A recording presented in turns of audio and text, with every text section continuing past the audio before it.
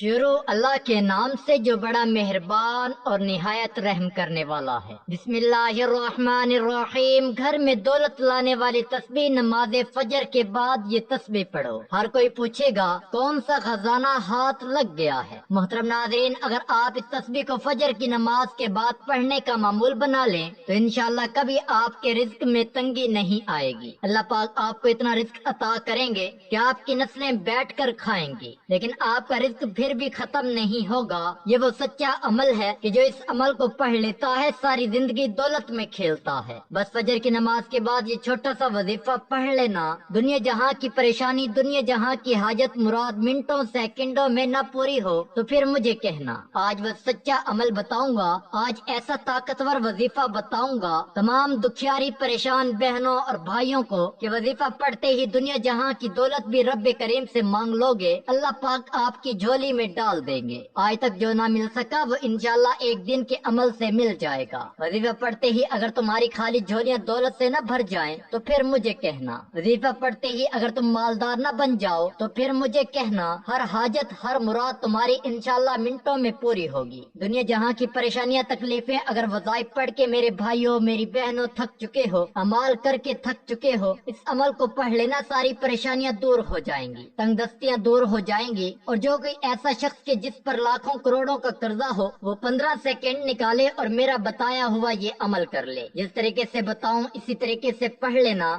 دولت رکھنے کی جگہ کم پڑ جائے گی لیکن دولت آنا بند نہ ہوگی۔ یہ وظیفہ منٹوں میں سیکنڈوں میں حالات بدل دیتا ہے۔ رزق کے دروازوں کو کھول کر پڑھنے والے کے اوپر دولت کی ایسی بارش برساتا ہے کہ وہ خود حیران رہ جائے۔ یہ وہ سچا عمل ہے کہ آج تک جس نے بھی پڑھا اس کی زندگی بدل گئی۔ آج تک یہ وظیفہ جس نے بھی پڑھا اس نے کبھی یہ شکوہ نہیں کیا کہ جناب میری حاجتیں مرادیں پوری نہ ہو سکیں۔ جو پڑھتا ہے اللہ پاک کے حکم سے منٹوں سیکنڈوں میں مالا مال ہو جاتا ہے۔ منٹوں اور سیکنڈوں میں حالات کو بدل دینے والی، خالی جیبوں کو فوری طور پر بھر دینے والا، دولت کی چھما چھم بارش برسانے والا یہ ایسا خاص عمل ہے۔ ناظرین، انسان کی اس وقت سب سے بڑی پریشانی ہے وہ پیسہ نہ ہونا ہے، دولت نہ ہونا ہے، غریبی۔ اور یہ عمل پیسوں کی جب بارش کر دے، دولت کا طوفان کھڑا کر دے تو کہاں گئی پریشانی؟ بیماری کیوں لگی ہے؟ پیسہ نہ ہونے کی وجہ سے، پریشانیوں کی وجہ سے، تنگ دستی میں، مالی پریشانی میں بندہ ذہنی مریض بن جاتا ہے۔ لیکن اس وظیفے سے آپ کی تمام پریشانیاں ختم ہو جائیں گی۔ یہ وہ عمل ہے کہ اس عمل کو پڑھنے کے بعد اگر جو نہ بھی مانگ سکے یا مانگنا بھول بھی جائیں تو بن مانگے ہی اس کو مل جاتا ہے۔ جو انسان کی جائز حاجتیں ہوتی ہیں، ضروریات ہوتی ہیں، فوری طور پر پوری کر دیتا ہے اور ہر پریشانی کو ختم کرتا ہے، ہر بیماری کو یہ عمل ختم کرتا ہے۔ جسم کے کونے کونے سے بیماریوں کو ختم کرتا ہے، جسم کے کونے کونے سے بد نظری کو ختم کرتا ہے۔ جو بندہ کوئی ایسی پریشانی میں ہو، مثال کے طور پر کوئی گھروں میں جھگڑے ہوں، قرضوں میں ڈوبا ہوا ہو، کوئی ایسی پریشانی ہو کہ اس کا حل ہی نہ نکلتا ہو، وہ پریشانی بھی یہ وظیفہ پڑھتے ہی ختم ہو جائے گی۔ آج رب کریم کے حضور جھولی پھیلا کر آج اس وظیفے کے بعد جو مانگنا ہو مانگ کر دیکھ لینا۔ میں بڑی بات نہیں کرتا، آپ کو مایوسی نہیں ہوگی۔ اگر آپ کو اس عمل کو پڑھنے کے بعد فائدہ نہ ہو تو پھر مجھے کہنا۔ یہ وہ عمل دینے لگا ہوں جو میرا اپنا ذاتی آزمودہ ہے۔ جب سے مجھے اس عمل کے بارے میں پتا چلا ہے، میں نے جب سے اس عمل کو آغاز کیا ہے، اللہ پاک نے میری خالی جیب کو دولت سے بھر دیا ہے۔ خالی جیبوں کو دولت سے بھر دینے والا، دولت کی چھما چھم بارش کر دینے والا یہ سچا عمل ہے۔ جس نے بھی اپنی زندگی میں صرف ایک مرتبہ یہ عمل کر لیا، سمجھو وہ بندہ کروڑ پتی بن گیا۔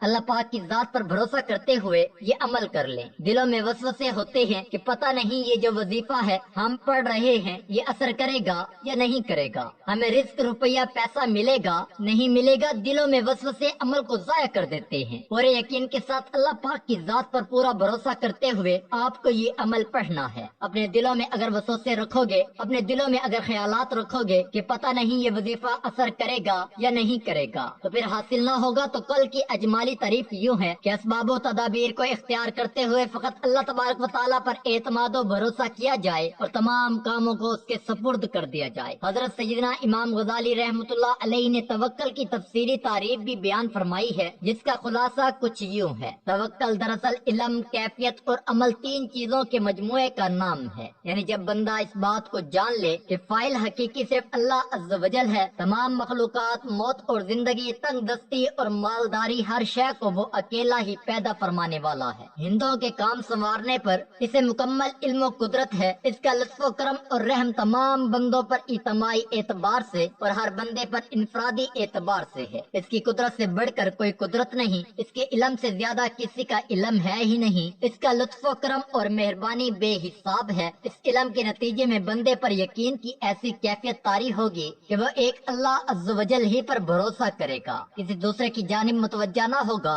اپنی طاقت اور قوت اور ذات کی جانب توجہ نہ کرے گا، کیونکہ گناہ سے بچنے کی طاقت اور نیکی کرنے کی قوت فقط اللہ عز و جل ہی کی طرف سے ہے۔ اس علم و یقین، اس سے پیدا ہونے والی کیفیت اور اس نتیجے میں حاصل ہونے والے بھروسے کی مجموعی کیفیت کا نام توکل ہے۔ اللہ عز و جل قرآن مجید فرقان حمید میں ارشاد فرماتا ہے، ترجمہ کنز ایمان، اور جو اللہ پر بھروسہ کرے وہ اس سے کافی ہے۔ اللہ عز و جل قرآن مجید میں ارشاد فرماتا ہے، ترجمہ کنز ایمان، اور اللہ ہی پر بھروسہ کرو اگر تمہیں ایمان ہے۔ دو جہاں کے تاجور سلطان بحر و بر صلی اللہ علیہ وسلم کا فرمان عظمت علی شان ہے، اگر تم اللہ عز و جل پر اس طرح بھروسہ کرو جیسے اس پر بھروسہ کرنے کا حق ہے، تو تمہیں اس طرح رزق عطا فرمائے گا جیسے پرندوں کو عطا فرماتا ہے کہ وہ صبح کے وقت خالی پیٹ نکلتے ہیں اور شام کو سیر ہو کر لوٹتے ہیں۔ اعلیٰ حضرت امام اہل سنت مولانا شاہ امام احمد رضا خان علیہ رحمت اللہ علیہ فرماتے ہیں، اللہ عز و جل پر مطلق توکل کرنا فرض عین ہے۔ واضح رہے کہ اسباب اور تدابیر کو ترک کر کے گوشی نشینی اختیار کر لینے اور کسب یعنی رزق حلال کمانا ترک کر دینے کے شرعن اجازت نہیں ہے۔ اعلیٰ حضرت رحمت اللہ علیہ تعالیٰ فرماتے ہیں، توکل ترک اسباب کا نام نہیں بلکہ اعتماد علی الاسباب کا ترک توکل ہے، یعنی اسباب کو چھوڑ دینا توکل نہیں بلکہ اسباب پر اعتماد نہ کرنا اور رب تعالیٰ پر اعتماد کرنے کا نام توکل ہے۔ پھر متوکل کے اعمال کی مختلف صورتیں اور ان کے مختلف احکام ہیں۔ اگر کوئی شخص ایسے یقینی اسباب کو ترک کرے جو اللہ عز و جل کے حکم سے چیزوں کے ساتھ قائم ہو چکے ہیں اور ان سے جدا نہیں ہوں گے تو وہ متوکل نہیں۔ مثلا سامنے کھانا رکھا ہو، بھوک بھی ہو اور کھانے کی ضرورت بھی ہو، لیکن بندہ اپنا ہاتھ اس کی طرف نہ بڑھائے اور یوں کہے میں توکل کرتا ہوں، تو ایسا کرنا بے وقوفی اور پاگل پن ہے۔ ایسے غیر یقینی اسباب کو ترک کر دینا جن کے بارے میں غالب گمان ہے کہ چیزیں ان کے بغیر حاصل نہیں ہو سکتی۔ مثلا کوئی شخص شہروں اور قافلوں سے جدا ہو کر سنسان راستے پر سفر کرے جن پر کبھی کبھار ہی کوئی آتا ہے، تو اگر اس کا سفر بغیر زاد راہ کے طور پر یہ عام شخص کے لیے توکل نہیں ہے، کیونکہ بزرگان دین رحمت اللہ المبین کا طریقہ یہ رہا ہے کہ ایسے راستوں پر زاد راہ لے کر سفر کرتے اور توکل بھی باقی رہتا، کیونکہ ان کا اعتماد زاد راہ پر نہیں بلکہ اللہ عز و جل کے فضل پر ہوتا۔ اگرچہ زاد راہ کے بغیر سفر کرنا بھی جائز ہے، لیکن یہ توکل کا بلند ترین درجہ ہے، اور اسی مرتبہ پر فائز ہونے کی وجہ سے حضرت سیدنا ابراہیم خواص رحمۃ اللہ تعالی علیہ کا سفر بغیر زاد راہ کے ہوتا تھا۔ اگر کوئی شخص کمانے کی بالکل تدبیر نہ کرے تو یہ توکل نہیں بلکہ یہ چیز توکل کو بالکل ختم کر دیتی ہے۔ البتہ اگر وہ اپنے گھر یا مسجد میں ایسی جگہ بیٹھ جائے جہاں لوگ اس کی خبر گیری کرتے ہیں تو یہ توکل کے خلاف نہیں۔ سنت کے مطابق رزق حلال کمانا توکل کے خلاف نہیں، جبکہ اس کا اعتماد سامان اور مال وغیرہ پر نہ ہو، اور اس کی علامت یہ ہے کہ وہ مال کی چوری یا ضائع ہونے پر غمزدہ نہ ہو۔ عیالدار شخص کا اپنے اہل خانہ کے حق میں توکل کرنا درست نہیں، ان کے لیے بقدر حاجت کمانا ضروری ہے۔ اسی طرح سال بھر کے لیے کھانا وغیرہ جمع کر کے رکھنا بھی توکل کے منافی نہیں۔ البتہ توکل کا اعلیٰ درجہ یہ ہے کہ بندہ اس وقت کے لیے ضرورت کے مطابق رکھ لے اور بقیہ مال ذخیرہ نہ کرے بلکہ فقراء میں تقسیم کر دے۔ اپنے آپ کو تکلیف دہ چیزوں سے بچانا بھی توکل سے خلاف نہیں۔ توکل کرنے والا اللہ عز و جل اس کے حبیب صلی اللہ علیہ وسلم کے فرمان پر عمل پیرا ہوتا ہے۔ توکل کرنے والا لوگوں سے بے نیاز ہو جاتا ہے۔ توکل کرنے والا اللہ عز و جل غیب سے رزق عطا فرماتا ہے۔ توکل کرنے والا اللہ عز و جل کو پسند ہے۔ توکل کرنے والے کو دنیا اور آخرت کی بے شمار بھلائیاں نصیب ہوتی ہیں۔ توکل کا سب سے بڑا فائدہ یہ ہے کہ اس سے ایمان محفوظ ہو جاتا ہے، کیونکہ شیطان جب کسی کے ایمان پر حملہ آور ہوتا ہے تو سب سے پہلے اس کا اللہ عز و جل پر یقین اور بھروسہ کمزور کر دیتا ہے۔ لہذا اگر آپ اپنے ایمان کی حفاظت کرنا چاہتے ہیں تو اللہ عز و جل پر کامل بھروسہ رکھیے۔ چنانچہ ایک بزرگ رحمت اللہ تعالی علیہ فرماتے ہیں کہ میرے ایک دوست نے مجھ سے ذکر کیا کہ میری ایک نیک آدمی سے ملاقات ہوئی تو میں نے پوچھا کیا حال ہے؟ اس نے جواب دیا حال تو ان کا ہے جن کا ایمان محفوظ ہے، اور وہ صرف متوکلین ہی ہیں جن کا ایمان محفوظ محفوظ ہے۔ اس طرح بندہ مخلوق سے بے نیاز ہو کر فقط خالق عز و جل ہی پر بھروسہ کرے گا، کیونکہ توکل کی بے شمار برکتوں میں سے ایک یہ ہے کہ بندہ مخلوق کی محتاجی سے بچ جاتا ہے، جیسا کہ حضرت سیدنا سلمان خواص رحمۃ اللہ تعالی علیہ فرماتے ہیں، اگر کوئی شخص صدق نیت سے اللہ سبحانہ و تعالی پر توکل کرے تو عمرہ اور غیر عمرہ سب اس کے محتاج ہو جائیں گے، اور وہ کسی کا محتاج نہیں ہوگا، کیونکہ اس کا مالک عز و جل غنی اور حمید ہے۔ ہماری کامیابی میں ذہنی اور قلبی سکون کا بہت بڑا کردار ہے۔ ذہنی اور قلبی طور پر مطمئن شخص عموماً پرسکون اور خوشحال زندگی گزارتا ہے، اور توکل سے ذہنی اور قلبی سکون اور راحت حاصل ہوتی ہے۔ ایک بزرگ رحمۃ اللہ تعالی علیہ فرماتے ہیں کہ میرے شیخ رحمۃ اللہ تعالی علیہ اکثر مجلس میں فرمایا کرتے تھے، اپنی تدبیر اس ذات کے سپرد کر دیں جس نے تجھے پیدا فرمایا ہے، یعنی فقط اللہ رب العزت پر توکل کر تو راحت پائے گا، اس کی رحمت بہت بڑی ہے، اس سے جو مانگو وہ اپنے فضل سے عطا فرماتا ہے۔ توکل کی یوں دعا مانگے، اے اللہ عز و جل مجھے اپنے حبیب ہم گناہگاروں کے طبیب صلی اللہ تعالی علیہ وسلم کے وسیلہ سے توکل کی دولت عطا فرما، مجھے اپنے سوا کسی کا محتاج نہ کرنا، مجھے ہر معاملے میں بس تیری ہی ذات پر بھروسہ کرنے کی توفیق عطا فرما، آمین۔ اللہ رب العزت کی ذات پر بھروسہ کرتے ہوئے اس عمل کو پڑھنا شروع کرنا، اور سب سے پہلا کام کرنا کہ ایک مرتبہ آپ لوگ سب سے پہلے عمل کو شروع کرنے سے پہلے اعوذ باللہ من الشیطان الرجیم بسم اللہ الرحمن الرحیم پڑھ لینا، مشکل سمجھ کے چھوڑ نہ جانا، کیونکہ یہ دنیا کا سب سے آسان ترین عمل ہے، اگر یہ بھی نہ پڑھ سکے تو پھر میری نظر میں آپ لوگ کچھ بھی نہ کر سکے۔ اس کے بعد سب سے پہلے آپ نے درود پاک پڑھ لینا ہے، آپ کوئی سا بھی درود پاک پڑھ سکتے ہیں، درود ابراہیمی پڑھ لیں یا صلی اللہ علیہ وسلم پڑھ لیں یا صلی اللہ علی محمد پڑھ لیں، یا جو درود پاک آپ کو آسانی سے آتا ہو آپ وہ درود پاک پڑھ لیں۔ ایک مرتبہ میرے ساتھ بھی درود پاک پڑھ لیں تاکہ ثواب ہو۔ اللہم صلی علی محمد وعلی آل محمد کما صلیت علی ابراہیم وعلی آل ابراہیم انک حمید مجید، اللہم بارک علی محمد وعلی آل محمد کما بارکت علی ابراہیم وعلی آل ابراہیم انک حمید مجید۔ درود پاک پڑھنے کے بعد پہلا وظیفہ کمال کا وظیفہ ہے، فوراً سے پڑھنا شروع کر دینا، بڑا مجرب وظیفہ ہے یہ وظیفہ ہے۔ یا ذوالجلال والاکرام، یہ اللہ پاک کا جلالی نام ہے، یا ذوالجلال والاکرام۔ جب بندہ اس نام سے رب کریم کو پکارتا ہے تو رب کی رحمت جوش میں آتی ہے۔ رب کریم فرشتوں سے کہتے ہیں یہ کون ہے بندہ جو اتنے جلال سے مجھے پکار رہا ہے؟ رب کے فرشتے رب کے حضور آپ کا نام پیش کر دیتے ہیں، رب کی ذات کہتی ہے اے فرشتوں میں اس بندے سے بے حد راضی ہوں، اس کی جھولی میں دنیا جہاں کے خزانے ڈال دو، یہ مانگتا ہے اس کی جھولی میں ڈال دو۔ وظیفہ پڑھتے ہی دولت والے فرشتے اس عمل کو کرتے ہی دولت تمہارے گھر میں پھینک کر چلے جاتے ہیں، تمہارا گھر تمہاری دکان تمہاری جیب دولت سے بھر جاتی ہے۔ یہ وظیفہ 7 مرتبہ پڑھ لینا، کمی بیشی نہ کرنا۔ 7 مرتبہ جب پہلا وظیفہ یا ذوالجلال والاکرام کا پڑھ لیں تو اسی وقت اس عمل کے اندر دوسرے نمبر پر جو طاقتور وظیفہ سورۃ کوثر کا فوری طور پر یہ شامل کر دینا ہے، انا اعطیناک الکوثر فصل لربک وانحر ان شانئک هو الابتر۔ 41 مرتبہ سورۃ کوثر پڑھ لینی ہے۔ ایک تسبیح سبحان اللہ وبحمدہ سبحان اللہ العظیم وبحمدہ استغفر اللہ پڑھ لینی ہے۔ ایک ہی وقت میں ایک ساتھ پورا عمل کرتے ہوئے آنا ہے۔ آخر میں دعا، پھر آپ کا یہ عمل مکمل ہوگا۔ دعا ضرور مانگیے گا، دعا نہ مانگی تو وہی بات ہوگی کہ محنت کی، مزدوری کی اور آخر میں دہاڑی نہ لی۔ دعا کی فضیلت، اہمیت اور مشروعیت اور ترغیب کے بارے میں سب سے پہلے ہم اللہ رب العزت کی مقدس کتاب میں وارد ہونے والی آیات کریمہ کا ذکر کریں گے، پھر اس سلسلے میں سنت مطہرہ سے صحیح احادیث بیان کریں گے، اور بعد میں اس تعلق سے چند ضعیف روایات کا ذکر کریں گے تاکہ قارئین کرام صحیح چیز کو اختیار کر سکیں تو غیر صحیح سے اجتناب ان کے لیے آسان رہے۔ دعا کی فضیلت اور ترغیب میں وارد آیات کریمہ ہے،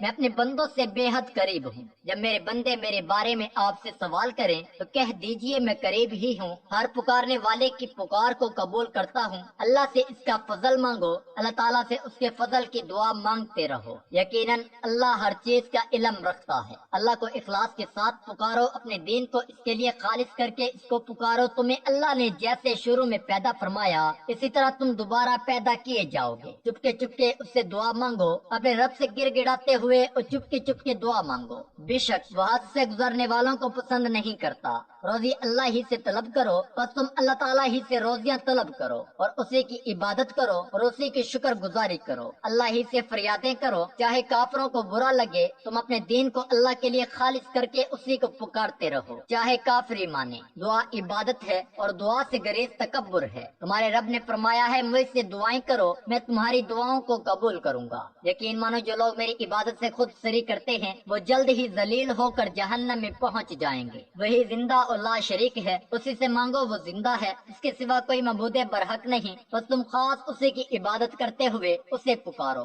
दुआएं इबादत है। सैयदना नुमान बिन बशीर रज़ी अल्लाह तआला अन्हु से रवायत है कि नबी करीम सल्लल्लाहु अलैहि वसल्लम ने फरमाया, जो अल्लाह से मांगना छोड़ दे अल्लाह उस पर नाराज हो जाता है। अल्लाह ताला को दुआ से बढ़कर कोई चीज महबूब नहीं, इसलिए जब भी नमाज पढ़ा करें, वजीफा किया करें तो दुआ लाजमी मांगा करें, क्योंकि दुआ मांगना अल्लाह ताला को बेहद पसंद है। तो दुआ लाजमी किया करें, भले चंद सेकंड की कर लें, लेकिन दुआ लाजमी करनी है। वजीफा पूरा पढ़ने के बाद वही दुरूद पाक पढ़ लें जो वजीफा शुरू करने से पहले पढ़ा था। इसके बाद अल्लाह ताला से अपनी हाजतों और परेशानियों के लिए दुआ मांग लें, इंशाअल्लाह आपकी तमाम परेशानियां खत्म हो जाएंगी। हजरत अबू हुरैरा रज़ी अल्लाह तआला अन्हु से रवायत है कि नबी करीम सल्लल्लाहु अलैहि वसल्लम ने इरशाद फरमाया कि इंसान पर सदका वाजिब है। इस तरह एक और जगह पर आपने इरशाद फरमाया, तुम में से जो आदमी भी सुबह का सूरज देखता है इसके हर जोड़ पर सदका वाजिब हो जाता है। यानी नबी करीम सल्लल्लाहु अलैहि वसल्लम के इन इरशादात की रोशनी में हमें पता चलता है कि जैसे ही हम पर अगला दिन चढ़ता है, हमारे जितने भी जोड़ हैं, यानी हमारे जिस्म में 360 के करीब जोड़ हैं, इन तमाम फहरिस्त का